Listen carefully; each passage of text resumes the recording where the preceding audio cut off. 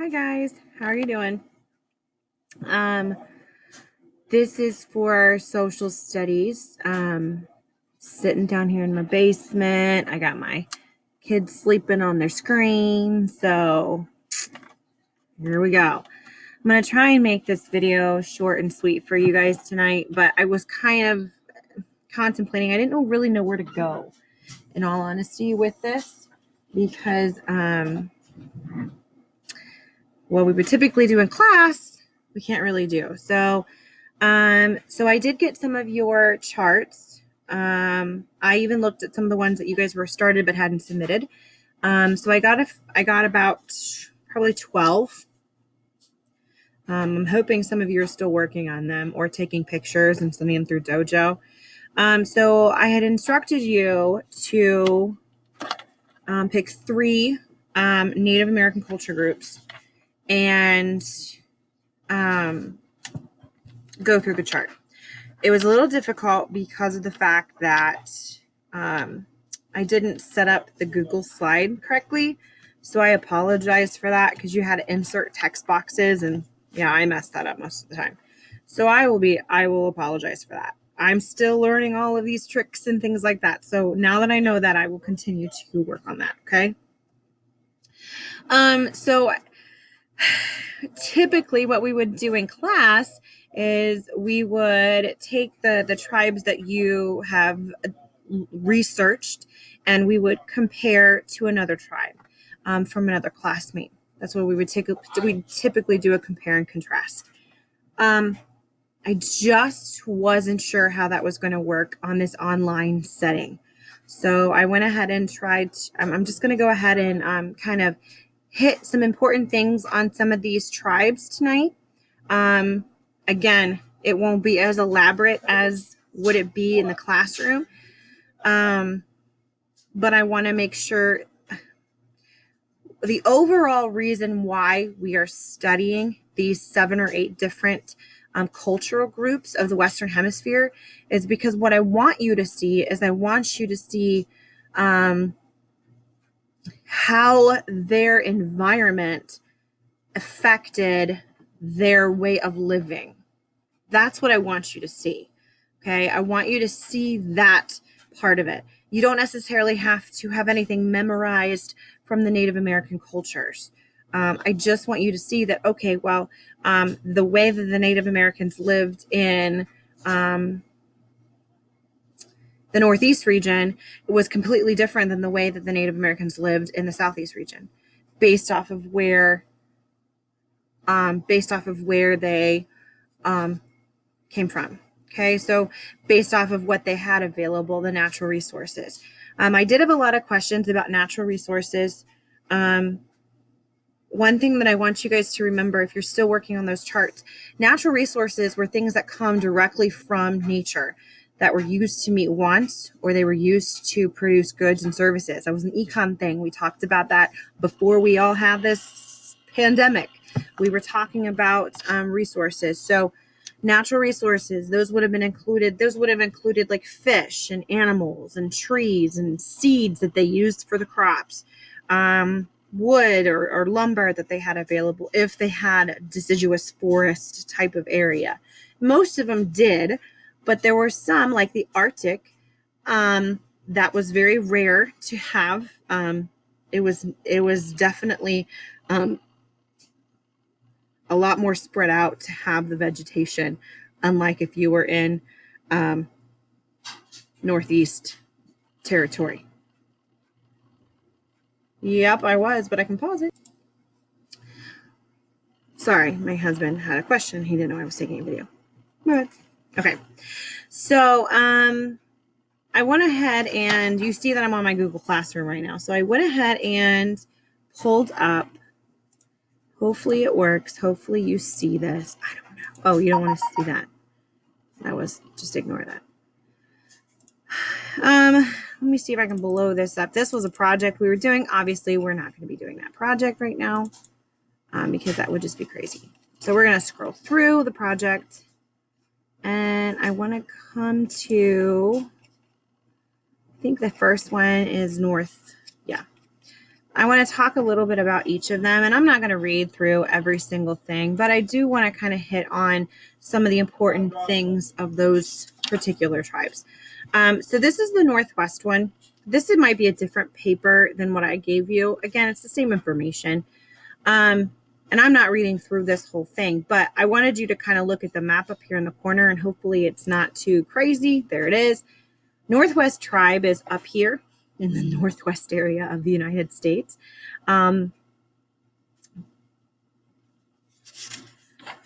It actually sometimes, nope, I got it. Okay. It's actually the area along the Pacific coast. It stretches from southeast Alaska. So Alaska, you don't see up on the map, and it goes down through Canada and into Washington and Oregon. So this would be the Northwest coastal region. It's very rainy and it's very mild temperature. There were large communities of American Indians living in this unique coastal region. It did include some rainforest type of environment. Groups living along the coast included, and you're going to have to, you're going to have to help me with the names of some of these Native American tribes. But you can see that the Haida, the Makah, the Chinook, those were some of the tribes. I think the Coatl, I think were one of them too. American Indians in the Northwest Coast area had access to a lot of natural resources and not a lot natural foods. They hunted sea otters, and they hunted seal, and they hunted fish, and they hunted whales. They were able to gather roots, and they were able to gather berries from the forest because that's what they had. They were near the ocean, so they were the Pacific Ocean, so they were able to do those things.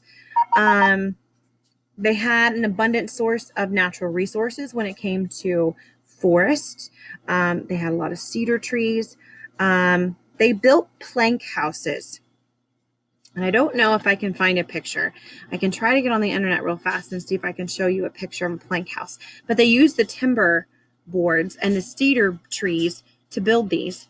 And they were often large enough for several families. So you guys have been kind of cooped up with your families at this particular moment. So think about, having to live in a plank house with several families in it.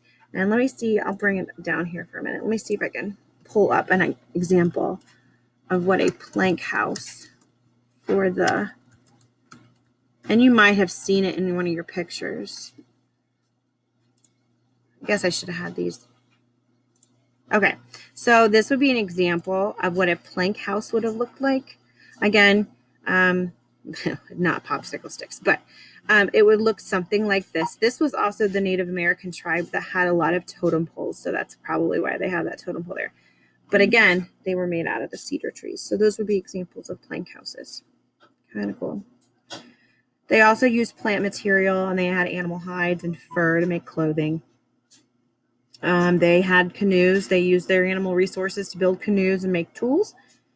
They even had fish traps from cedar bark. So they made bark skirts, like, the bark from the tree. They created bark skirts. So, again, they adapted to their environment. Kind of cool. All right, we're going to come back. And I don't know if I'm going to be able to get to every single one of the tribes tonight, because that would be a really long video and that'd be really super boring. They did make totem poles, but we talked about that. Totem poles would tell a family's history. They were the totem pole Native Americans. So they carved totem poles out of cedar trees, and they passed down to their family the history and the stories to their children and their grandchildren. And the totem poles often kind of symbolized how the family gained wealth. And then most of the time they were animals, and so they had the animals represented symbols, and you can see like bears, whale, thunderbird, eagles, what they represented. You can pause this if you want to, and you can read through it. But those are some of the symbols. So I'm not going to have you do that. Don't worry about it. There's some totem pole examples. This was a craft. We're not in class right now, so we're not going to worry about that. If you really want to do the craft, message me. I'll send you the picture. Northeast tribes. These are the ones that you guys are familiar with, okay? This takes up a vast majority of this area. So it's east to west. It's the Northeast region. It stretches from the Atlantic Ocean to slightly west of the Great Lakes. Okay. North to south, it's the Northeast region. It stretches from Virginia to the U.S.-Canadian border and even into Canada along the Atlantic coast somewhat. So even up here, it goes into Canada. Again, this is something you're familiar with. We won't spend too much time here because we live in this area. So we know that it has the 4 changing seasons. We know that we have hot summers. We get cool autumns, cold winters, warm springs.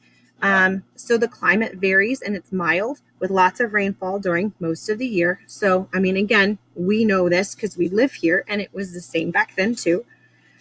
American Indians lived in the Northeast region. They were known as the Eastern Woodlands. The Eastern Woodlands, and some of the tribes that you would probably be very familiar with would be the Algonquins, Iroquois, Shawnees, Iroquois. If we got to read the native, no, not language, Indian in the cupboard this year, which we didn't get a chance to. He was an Iroquois Native American in the book. So again, and if we'd actually been able to keep continuing with our story in class, then we would have done some research on some other Iroquois Native Americans, woodland Native Americans. And Northeast American Indians, they did have a lot of agriculture, obviously, because they had a lot of forest that they could deal with. They grew crops such as the corn, squash, the beans, the pumpkins. They blended their farming with hunting and fishing and gathering food. They built permanent villages. They made their clothing, including their shoes, from hides. So that's where your moccasins came into play. They made wigwam shelters from bent wooden poles and bark and other plant materials.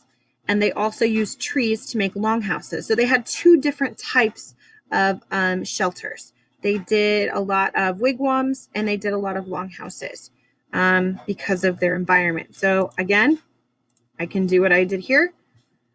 And let's go to wigwams and longhouses and see what we run into.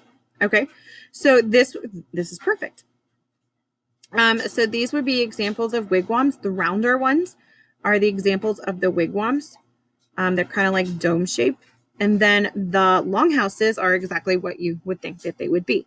The longhouses right here, you see them right here.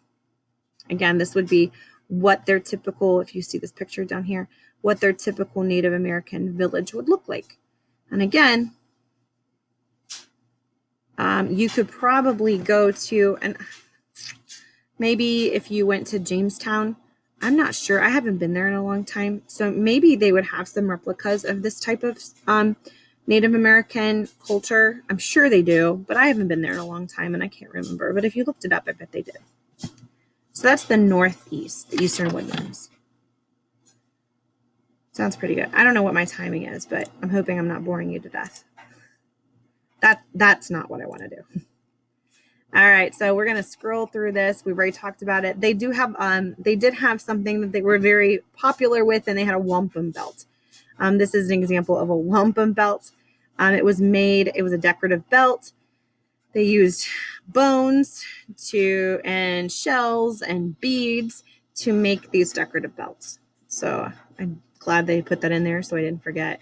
We're not going to make the masks, so don't worry. There you go. There's the activity they have for that. Southeast tribes, real quick, if you chose the Southeast tribes, they were, the Southeast region covers the present-day southeastern United States, and it includes the coastal plains and the Piedmont and the southern Appalachian Mountains. So this would be the Southeast tribes right here. Southeast was warm. Obviously, you're thinking Florida, you're thinking Georgia, you're thinking those states. So yeah, definitely warm and humid because of its closeness to the Gulf of Mexico and the Atlantic Ocean. Except in the mountains, the Appalachian Mountains, the temperature is usually higher in the summer, and then the temperature can dip below freezing in the winter. Extremely cold is very rare, and they get moderate rainfall, hit and miss. Most southeastern groups built permanent shelters. Okay, so some groups even built separate summer and winter homes. The beeping you're hearing is my baby's monitor. I don't know why it's doing what it's doing, but it keeps beeping. So, but I can't turn it off. So it's just going to have to continue to beep. It's being annoying. Sorry. Okay. So sometimes these Native Americans, they built winter and summer homes because of the varied temperatures. They had thatched roofs, and I'll show you those, which was like a thick layer of straw and leaves and grass that they wove together to keep out the water on their roofs. They made wattle and daub. You've heard that before from Blood on the River. They made wattle and daub houses, which was the wood pole frame covered with siding of bark and branches and twigs. They called that the wattle part. And then the daub was when they covered it with clay or a mixture of mud and clay. They also made chickadees. I like saying that word. I don't know why. I'll show you a picture of chickadees here in a minute. And those were the one-sided homes made from palmetto trees. And so this would be an example of what a chickadee would look like. It was built on platforms to avoid the wet ground. But let me see if I can pull up what a chickadee might have looked like back then. Chickadee. Apparently it's the name of a bird, so I don't really want to go to a bird. Southeast culture.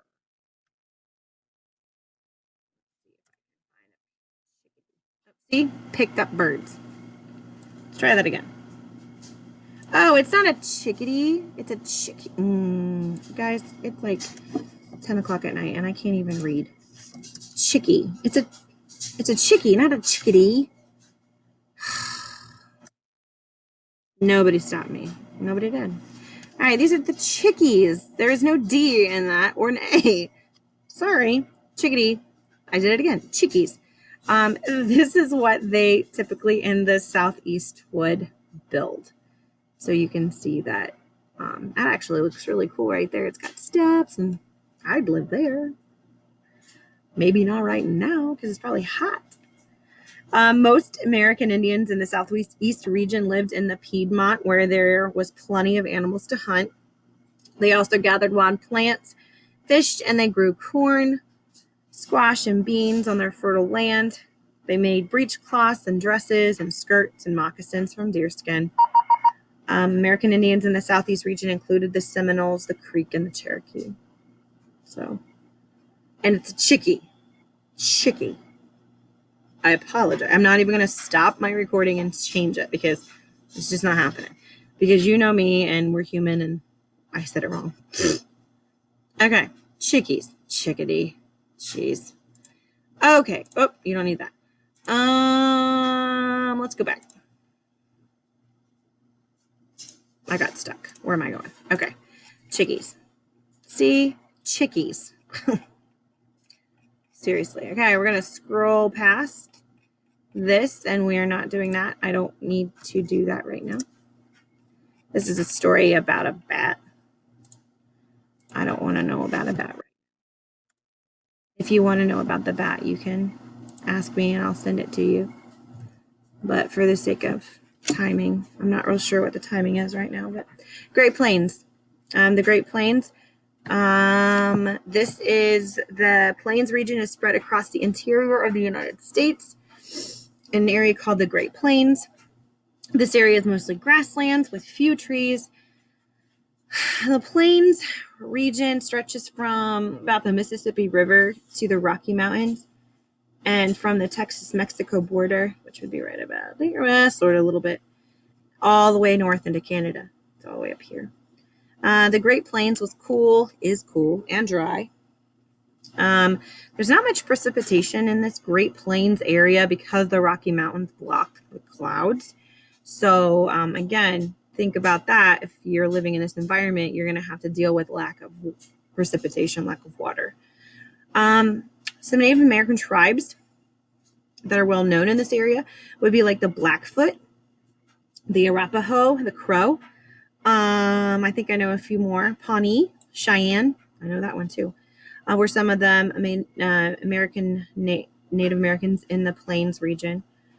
Most of the early plains tribes grew corn, beans, and squash, the three sisters. That's what they call the three sisters, corns, beans, and squash. They also gathered wild plants and fished, and they hunted elk and deer. And, do you remember? Buffalo. They hunted the buffalo on foot most of the time. They lived in earth-covered or dried mud housing, usually near a river, so that they would have a source of water. After the Spanish introduced North America to horses, many of the plains tribes abandoned their farming and the roaming of the Great Plains, and they followed the buffalo with horses. So they did eventually get introduced to horses, and so they eventually used them to follow and that's why there's a horse, to follow the buffalo. They lived in teepees made from buffalo hides that they could quickly dismantle, and then they could move to wherever the buffalo go. So they did live in teepees. I don't know if I necessarily need to show you a picture of a teepee because I think you know what they look like, but that was their portable home because they, again, followed the buffalo wherever the buffalo went. The Plains Indians wore leather clothing made from deerskin. They wore moccasins on their feet. They had buffalo hide robes in the winter. Plains Indians used every part of the buffalo for food and shelter, clothing, weapons, and tools. They didn't waste a thing. So they were very, they didn't waste it. They're very thrifty, I guess maybe might be the word. And they did not waste a thing. So that is the Plains. I'm going to scroll through. We don't need to talk about that right now. I think that might be it. I know we didn't get all of them, but we got a couple. Yeah, that's it. Okay, so maybe not. Let me see. I don't know what's going on here. This stuff I don't really work. See, a lot of this stuff you never really. Oh, there it is. Southwest. I knew there was another one we hadn't quite got to. And I think that'll be it for tonight. And if we don't get to all of them, that's okay. You guys have all the papers. You can read through. This is the Southwest. Yeah. And this is the Southwest culture region. It included the land between the Rocky Mountains and the Sierra Madre of Mexico. Yeah, I think we've missed one. We haven't done this one yet. Have we? I'll check, but I don't think we have. So I might have to make another video tomorrow, but don't worry about it. The northern part of the Southwest culture region is a cool climate with high plateaus. It had canyons. You can think of Grand Canyon for this one. The southern part has a hot, dry climate with mountains and plains. Rainfall is very low for this area, which is classified as a desert. So this would be your desert regions. Two Native American tribes that come to my mind. Oh, nope, there's a third one. I just saw it. Hopi and the Pueblo. But I also, the Anasazi, and you can see their name right here. Sorry, I didn't blow this up for you. Anasazi. Hokum? We're going to go with it. A few Native American groups in this region did not live near waterways. So these groups were nomadic, meaning they relied more on hunting and gathering, but there were very few animals. So they traveled, okay? They were very nomadic. Most American Indians in this region settled near water and farmed.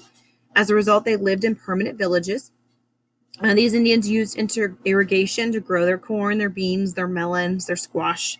Many tribes also raised sheep as a source of food and to get wool for clothing. Southwest Indians also made clothing from animal skins and cotton, which they grew. So it was largely a desert area. So most Indians settled near lower edges of cliffs and sides of mountains, and they built their homes up against the cliffs.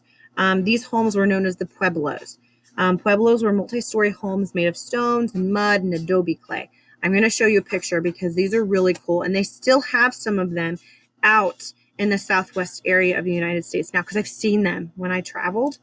Let me see if I can pull some up for you. They're called cliff dwellings. It looks like there are some in New Mexico, which is probably where I saw them. Here they are. So this would be an example of what they had done. to make permanent settlements. And these are some of like the remains, the ruins of what is currently there in New Mexico right now. Pueblos, Southwest. There you go. And this would be what they would, these would be some of their permanent settlements that they have. And again, a lot of them would go onto the edges of cliffs or sides of mountains. And this is where they would build their homes. Kind of cool. Pueblo villages or cliff dwellings, another name for it. Very cool. All right. So we didn't talk about 1, 2, 3 of them so far, but I got the ones. There's a bunch of them. We'll have to make a new video because this one's probably pretty long. So what I want you to do, boys and girls, is after you watch the video, just so that I know that you have watched it to the end, I'm going to give you something funny to do here in the comments in just a minute. So what I would like you to do is you're going to get a Google form tonight, and it's going to have the different, I'll show you what it's going to have on it because I took a picture of it and I'm going to post it online tonight. So you're going to get a picture of the different Native American culture regions from my book that I have on hand. You're going to get a picture of this right here. Okay? You see it? You're going to get that. I snapped that for you. And then you're going to label the Native American culture regions by color. I'll have that all set up on Google Classroom. It's a really small activity. You have the PDF.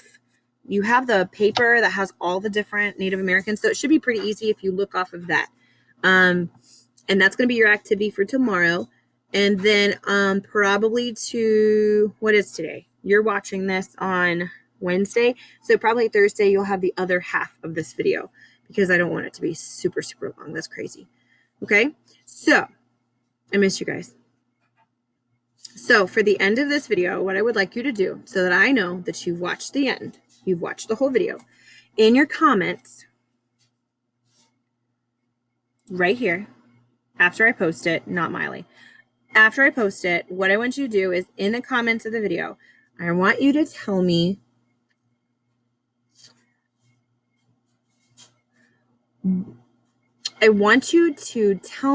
your favorite movie. That's all I want you to comment. Your favorite movie. That's it. So if people don't watch the end of the video, they're going to be really confused, like my buddy Brody was the other day when everybody was putting their favorite food and he hadn't watched the end of the video. I got you, didn't I, Brody? Okay. Favorite movie in the comments. Okay? All right. You guys, I miss you. This is not the ideal situation that I would have loved to have had you guys in my classroom at the end of the year, but we're going to make the most of it. So I will talk to you tomorrow. Bye, guys.